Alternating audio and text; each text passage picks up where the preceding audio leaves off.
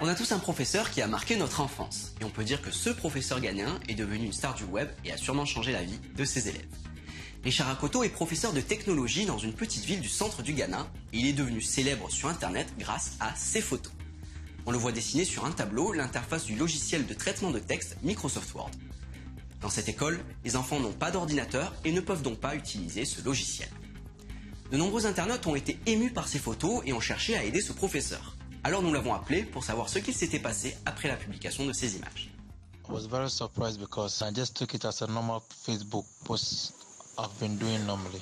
People in rural areas and their condition of working, especially about ICT, is very difficult. There's no computer for them to lay their hands or fingers on. We had our first donation from UK to the school to be used in the teaching of ICT. Got in touch with Microsoft and they are planning their gadget to donate to the school very soon. I wasn't expecting it. Richard Akoto n'est pas le premier professeur africain à faire le buzz sur Internet. En juin 2016, Honoré Kayi, un enseignant ivoirien de Bouaké, avait porté dans son dos le bébé d'une de ses élèves qui ne cessait de pleurer. À l'époque, il avait commenté cette photo en nous disant « Créer du lien social avec ses étudiants, c'est aussi important que le contenu des cours ». Voici une dernière photo de professeur qui a beaucoup circulé en octobre dernier.